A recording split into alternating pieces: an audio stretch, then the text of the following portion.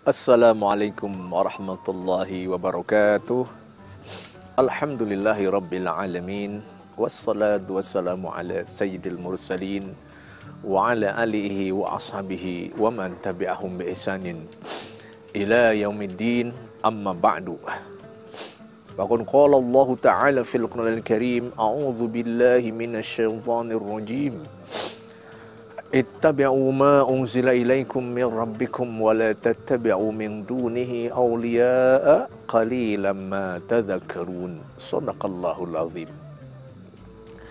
Para pemirsa TV One yang dirahmati Allah Subhanahu wa ta'ala, tasyakur kita haturkan kepada Rabb yang Maha Ghafur, puja kepada Tuhan yang Maha Kuasa, yang dengan nikmat dan iradatnya lah kita semua bisa menikmati keseharian kita sebagai hamba-hamba pengabdi, hamba-hamba yang kaya dengan ketaatan, hamba-hamba yang rindu dengan kesempurnaan pengabdian kepada Ilahi Rabbi. Para pemirsa yang dirahmati Allah Subhanahu wa ta'ala, kedisiplinan dalam beragama itu adalah sesuatu yang mutlak sifatnya. Karena agama ini memiliki dimensi yang disebut dengan ta'abbudi, alias aturan ibadah yang sudah sangat given, yang sudah sangat permanen, yang sudah sangat jelas sifat dan aturannya, sehingga tidak boleh ada intervensi akal. Sholat duhur 4 rakaat itu tidak bisa dilogikakan apa alasannya. Sholat subuh 2 rakaat itu tidak bisa dilogikakan oleh akal. Kenapa alasannya? Karena itu adalah hak otoritas syariat, asyari, Allah sebagai pembuat syariat.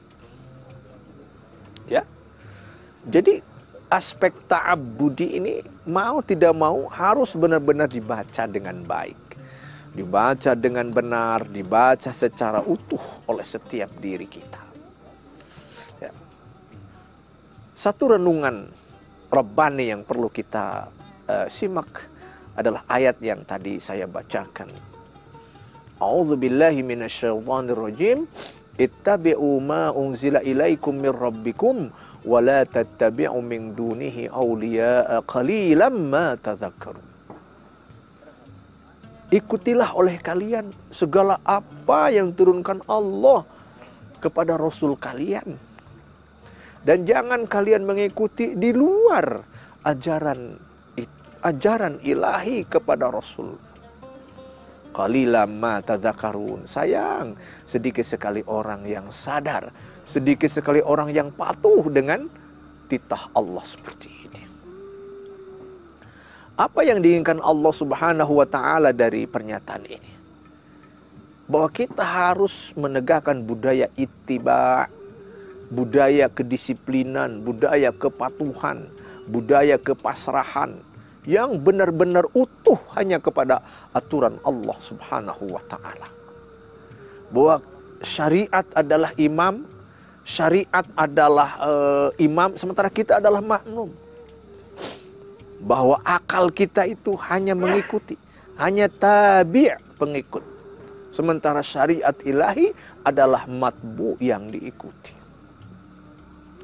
Kita percaya betul hikmah pensyariatan di balik kedisiplinan, di balik kepatuhan yang total ini. Mengapa Bani Israel Allah laknat? Mengapa Bani Israel banyak berkali-kali Allah azab? Itu karena mereka krisis ittiba, krisis kedisiplinan terhadap syariat ilahi. Banyak bertanya, kadang pertanyaannya pertanyaan ingkari, untuk mengingkari. Pertanyaan-pertanyaan untuk mengelak karena tidak mau menjalankannya.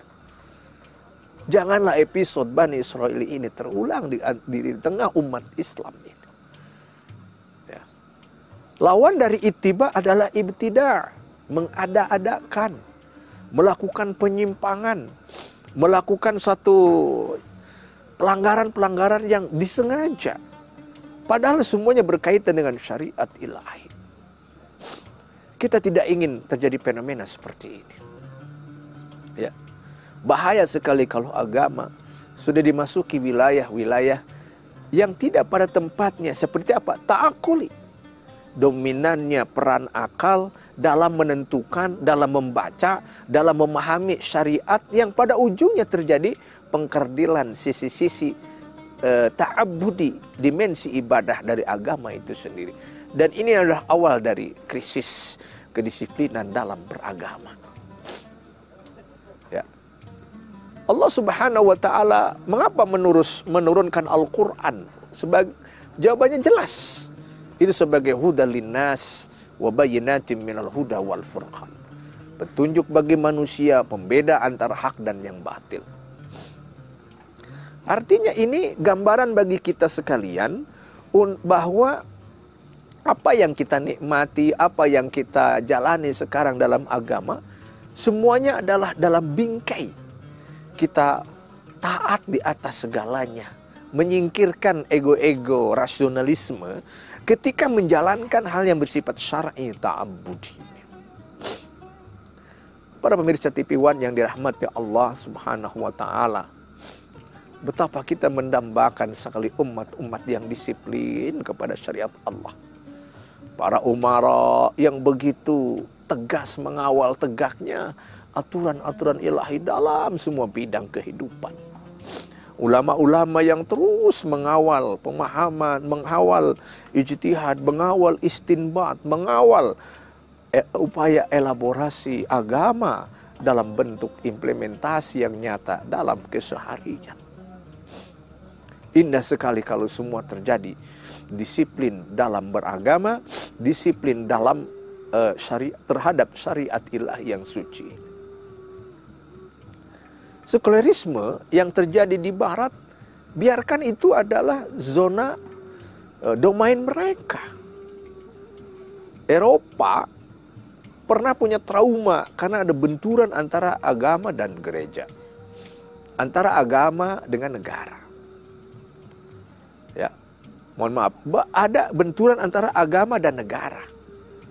Ketika hegemoni agamawan di Eropa masa lalu begitu dominan, sehingga muncul teriakan ingin membebaskan dari belenggu agama. Ya. Islam tidak mengenal adanya dikotomi, tapi yang ada adalah wad'u syai'in fi mahallihi, menempatkan sesuatu pada tempatnya. Kita ingin sekali Indonesia adalah, ya betul, seperti sudah kita ketahui, Indonesia bukan negara agama, tapi juga bukan negara sekuler. Sebuah ijtihad yang indah dari para ulama menerima Pancasila sebagai ijtihad final umat Islam.